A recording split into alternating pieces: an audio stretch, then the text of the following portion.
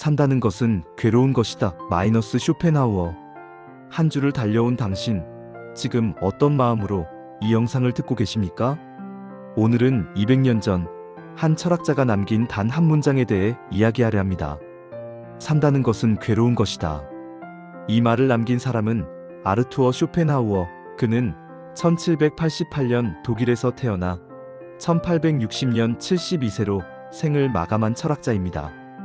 그는 평생을 고독 속에서 살았습니다.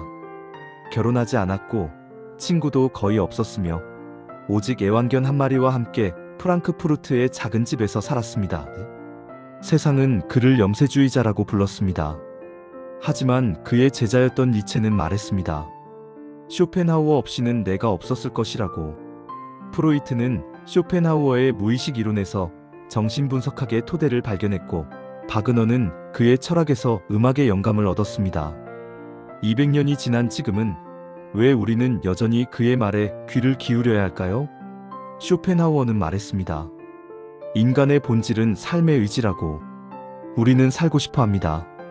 더 나아지고 싶어 하고, 더 가지고 싶어 하고, 더 인정받고 싶어 합니다. 하지만 역설적으로 바로 이 의지 때문에 우리는 괴로워합니다. 왜일까요? 쇼펜하우어는 이렇게 설명합니다. 모든 욕망의 기저에는 결핍이 있다. 결핍은 고통이다. 따라서 살고자 하는 의지 자체가 고통의 원천이다. 2월 우리의 일상을 보십시오. 직장인 김 과장, 40대 중반입니다. 10년 동안 승진을 꿈꿨습니다. 밤낮 없이 일했고 주말도 반납했습니다. 드디어 지난해 부장으로 승진했습니다. 그런데 이상합니다. 기쁨은 딱 일주일이었습니다. 지금은 상무 승진을 걱정합니다. 후배들의 시선이 신경 쓰입니다. 책임은 무거워졌는데 월급은 그만큼 오르지 않았습니다. 쇼펜하우어가 말한 것이 바로 이것입니다. 욕망이 충족되지 않으면 고통스럽다. 하지만 욕망이 충족되어도 고통은 사라지지 않는다. 단지 다른 형태의 고통으로 바뀔 뿐이다. SNS를 봅니다. 친구의 해외여행 사진이 올라옵니다. 부럽습니다. 드디어 나도 파리에 갑니다. 에펠탑 앞에서 사진을 찍습니다. 100개의 좋아요를 받습니다. 기쁩니다. 하지만 그 기쁨은 얼마나 갈까요? 다음 날 다른 친구가 몰디브 사진을 올립니다. 또 부럽습니다. 쇼펜하우어는 200년 전에 이미 알고 있었습니다. 행복은 착각이고 고통만이 현실이다. 왜냐하면 우리는 행복할 때는 그것을 잘 느끼지 못하지만 고통은 선명하게 느끼기 때문입니다. 건강할 때는 건강을 모릅니다. 하지만 발가락에 상처가 나면 온종일 그 고통만 생각합니다. 사랑받을 때는 당연하게 여깁니다. 하지만 이별하면 그 아픔이 심장을 찌릅니다. 지금 사는 우리 모두 이런 경험이 있지 않습니까? 그렇다면 욕망을 모두 채우면 행복할까요? 쇼펜하우어는 단호하게 말합니다. 아니다라고. 인생은 고통과 권태 사이를 오가는 시계추다. 욕망이 충족되지 않으면 고통스럽고 욕망이 모두 충족되면 권태롭다. 이것이 바로 부자의 고민입니다. 부자들의 고민. 포브스 조사에 따르면 연소득 10억 이상 부자들의 우울증 비율이 일반인보다 1.8배 높습니다. 돈은 있는데 할 일이 없습니다. 사고 싶은 것은 다 샀는데 기쁨이 없습니다. 쇼펜하우어는 이렇게 말했습니다. 가난한 사람은 결핍으로 고통받고 부유한 사람은 권태로 고통받는다. 결국 모두가 고통받는다. 중년의 위기. 특히 40대, 50대에 이것을 강렬하게 느낍니다. 젊었을 때는 목표가 분명했습니다. 대학 가기, 취업하기, 결혼하기, 집 사기, 승진하기. 그런데 50이 되니 목표를 다 이뤘습니다. 아니, 이룰 수 있는 것은 다 이뤘습니다. 그런데 이상합니다. 행복하지 않습니다. 아침에 눈을 뜨면 오늘은 뭐하지? 하는 공허함이 찾아옵니다. 이것이 바로 쇼펜하우어가 말한 권태입니다. 은퇴 후의 공허. 더 무서운 것은 은퇴 후입니다. 2026년 통계청 자료, 은퇴자의 68%가 삶의 목적 상실을 경험합니다. 30년, 40년을 직장에서 일했습니다. 이제 자유입니다. 하지만 이 자유가 고통입니다. 할 일이 없습니다. 하루가 너무 깁니다. 쇼펜하우어는 이미 알고 있었습니다. 권태는 결핍만큼이나, 아니, 어쩌면 더 견디기 힘든 고통이다. 욕망의 양극단.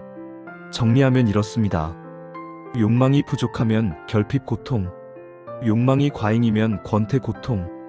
결국 우리는 이 둘 사이에서 평생을 흔들립니다. 마치 시계추처럼. 지금 사는 우리도 마찬가지입니다. 월요병과 주말의 무료함 사이에서. 그렇다면 어떻게 살 것인가? 쇼펜하우어는 단순히 비관만 한 철학자가 아닙니다. 그는 이 고통의 세계에서 살아가는 방법도 제시했습니다. 해결책 1. 고독을 사랑하라. 인간이 다른 사람을 만나는 이유는 고독을 견딜 능력이 없기 때문이다. 쇼펜하우어는 고독을 두려워하지 말라고 합니다. 오히려 고독 속에서 진정한 자신을 발견할 수 있다고 말합니다. 2026년 SNS 시대를 살아가는 우리에게 이 말은 더욱 절실합니다. 우리는 너무 많은 사람과 연결되어 있습니다. 하지만 정작 나 자신과는 단절되어 있습니다. 주말, 혼자 있는 시간을 가져보십시오. 카페에서 책을 읽거나, 산을 오르거나, 그냥 아무 생각 없이 걸어보십시오. 처음에는 불안할 것입니다. 하지만 그 고독을 견뎌내면 진짜 내가 보입니다. 해결책 2. 예술과 철학으로 초월하라. 예술은 우리를 욕망에서 일시적으로 해방시킨다. 쇼펜하우어는 음악을 특히 사랑했습니다. 그는 매일 저녁 플루트를 연주했습니다. 음악을 듣는 순간 우리는 욕망을 잊습니다. 승진도, 돈도, 명예도 있습니다. 그저 그 순간의 아름다움에 빠져듭니다. 2026년 여러분도 해보십시오. 좋아하는 클래식 한 곡을 15분 동안 집중해서 들어보십시오. 미술관에 가서 한 작품 앞에 30분 동안 서 있어 보십시오. 그 순간만큼은 고통도 권태도 사라집니다. 해결책 3. 타인의 평가에서 자유로워져라. 사람들이 원하는 나로 평생을 살 수는 없다. 우리는 너무 많은 시간을 남의 시선에 씁니다. 직장 상사의 평가, 동료의 눈치, 친구의 부러움. 쇼펜하우어는 말합니다. 인생의 무게중심을 밖에서 안으로 옮겨라. 50대가 되면 이제는 남의 눈치를 볼 필요가 없습니다. 내가 좋아하는 것을 하십시오. 남들이 뭐라 하든. 건강한 거지가 병든 왕보다 행복하다. 쇼펜하우어는 72세까지 살았습니다. 당시로는 장수였습니다. 그는 매일 아침 7시에 일어나 냉수욕을 했고 오후마다 반려견과 산책했습니다. 2026년 우리도 마찬가지입니다. 건강을 잃으면 모든 것을 잃습니다. 매일 30분 운동하십시오. 물을 많이 마시십시오. 잠을 충분히 자십시오. 해결책 4. 소극적 행복을 추구하라.